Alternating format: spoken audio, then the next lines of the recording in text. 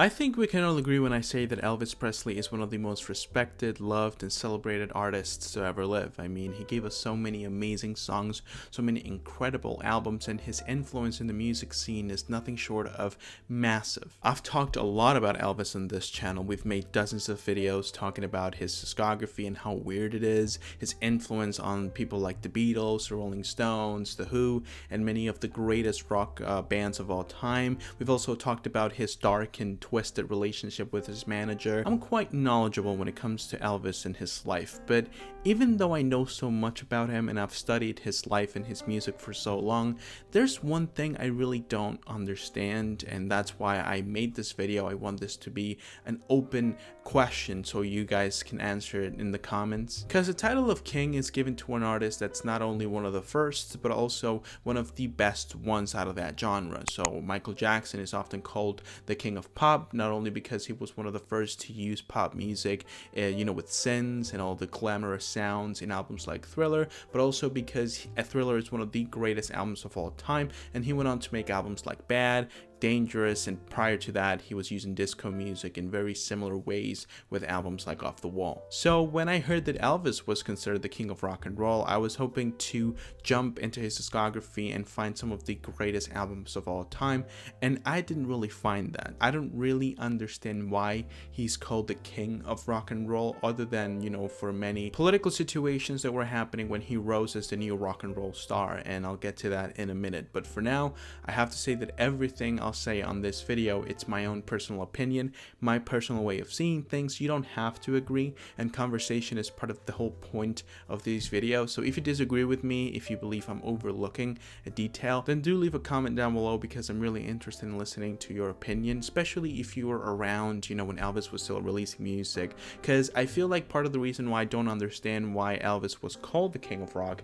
is because I wasn't there. I don't know how big he was. I can only look at the numbers, and they're quite impressive. He sold 1 billion records, more than 1 billion records, and that's more than any other rock band in the 60s and 50s. Actually, of all time, he's the #1 best-selling musician of all time. So I'm pretty sure that his impact was massive, not only in terms of the music and how he changed rock and roll in a way, but also the way people perceived music stars and how popular they could be. Because you have to understand that for me, my confusion when it comes to Elvis's legacy is not really his overall career, it's only his contributions to rock and roll, because as an overall artist, I do agree he is one of the greatest of all time, and if you want to call him the king of music, really there's quite a few arguments to be made to say that that's true, but it's only when it comes to rock and roll that I'm kind of confused, because his contributions to rock and roll were massive. He was one of the first to adopt the genre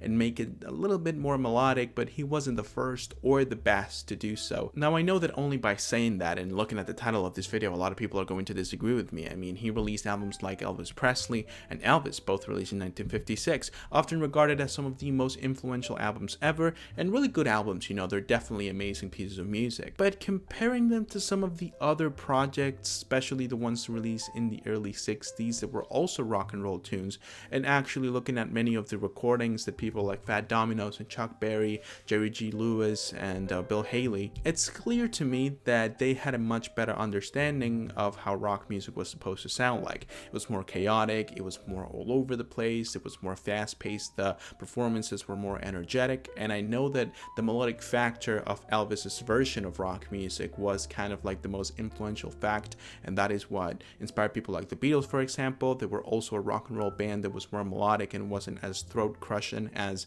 a lot of the other rock and roll artists that were around at the time. But already I find little gaps in this argument of Elvis being one of the first rock and roll artists ever, because it's simply factually not true. There were people before him already setting the ground base of what rock and roll was. Elvis only picked up on that and brought it to the mainstream, and I know that a lot of people say that that's merit enough to call him the king.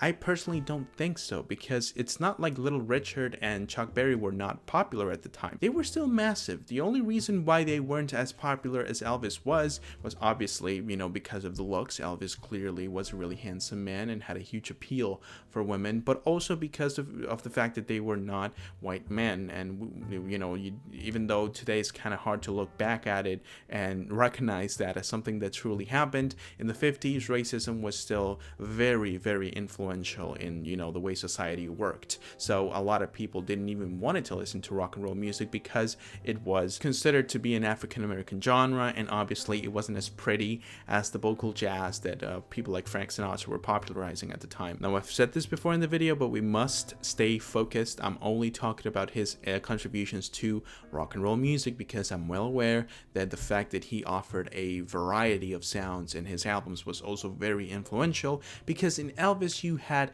everything you needed from an artist. Okay, if you wanted the tenderness of Frank Sinatra, you had that with Elvis. If you wanted the chaotic, fast-paced, energetic nature of a rock and roll song, you had that with Elvis. And if you wanted to get the intimacy and sorrow that a blues song provides, you also had that with Elvis in some of his compositions. Actually, he went on to do gospel, Americana, folk music, and other variations of rock that, are slower and more personal, or feel more personal. So that variety was hugely influential, because back then vocal jazz artists were only doing jazz, rock and roll artists were only doing rock and roll, and so on and so forth with any of the other genres that were around at the time. A lot of people talk about his hip movement, the way he carried himself around. He was the first rock star, and I can see that. I can see how this was very different from this, and that was seen as a huge change and a transitional moment for music, and that inspired a lot of artists to do the same, and that led to the rebellious nature that rock and roll had in the 60s. I see that, but is it really enough to call him the king of rock and roll? I mean, for me, when it comes to music, I want to focus on the music, not on the societal changes that happened because of the music. And when I explore Elvis's discography, especially when you jump into the 60s, that has all the soundtrack era albums and the gospel things, and it doesn't really have a lot of rock and roll in it, it's hard for me to find something that tells me he was the major figure of influence in the rock and roll scene, in the rock scene overall. And I know that the soundtrack era was the way it was because of his manager and all the deals he got him in. I can see how that didn't allow him to grow as an artist, because he had to make songs that matched the energy of the movies. But after the comeback in 1968, his performance style was completely different. He wasn't the rock and roll Elvis we saw in the 50s. And of course, you do have tracks like Burning Love and Suspicious Minds, but a lot of the From Elvis in Memphis album is Americana music, folk, and a blend between a bunch of different genres. It's not only rock and roll, and it's not anything new either, by the way. It's quite a vintage album, if you ask me. When you look at the entire spectrum of genres that he played around with, and when you look at all the amazing songs, the amazing projects, even though a lot of the quality of these albums were sacrificed in order to get more sales and better commercial performance, it's still amazing. And in terms of live performances, the man was always on point. He gave us some of the greatest performances of all time, from songs like My Way, songs by the Beatles like Something and Yesterday. You have the Aloha from Hawaii album, where he would perform things like the American Trilogy, and some of his most popular songs like Heartbreak Hotel, Can't Help Falling in Love, in a different way. It felt like if you'd never listen to the same performance by Elvis twice, and that is amazing. And I have to say that even though I've questioned a lot of the factors that made him such a massive legend in the music industry in this video, he's still one of the greatest. I own like 9 of his albums on vinyl. I've listened to every single album, compilation, live albums, and studio recordings. I've heard everything this man has to offer, and it's because believe me, I'm really knowledgeable when it comes to his career, and that's why I don't really see him as being the first. I don't really see him as being the most influential. And if it doesn't have one of the best discographies in the rock and roll genre, then where does this title of king comes from? I don't really know, but I would like to hear your opinion in the comments section. I have to remind you, because I know that every time I talk about Elvis, people are just dying, waiting for me to say something negative so they can go on there and say, oh, you're too young to know about this, you're too young to even have an opinion. Listen, I love Elvis. I adore the man. I think his music is incredible. I think when you go outside of rock is actually when you find some of his best songs and his best albums.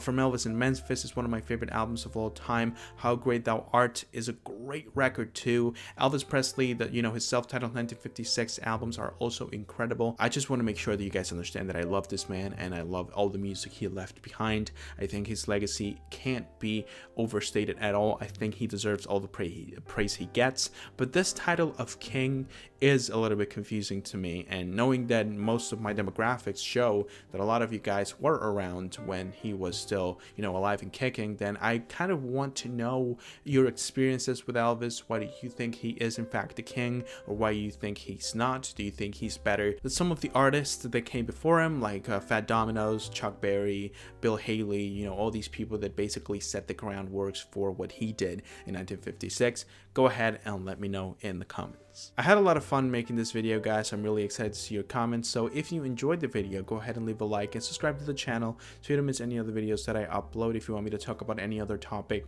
related to music, if you want me to check out a song, album, or artist, go ahead and leave it down below as well, and I'll make sure to read it and fulfill your requests as soon as I can. Once again, I hope that you enjoyed, and I hope that I can see you soon with a new video. But until then, bye.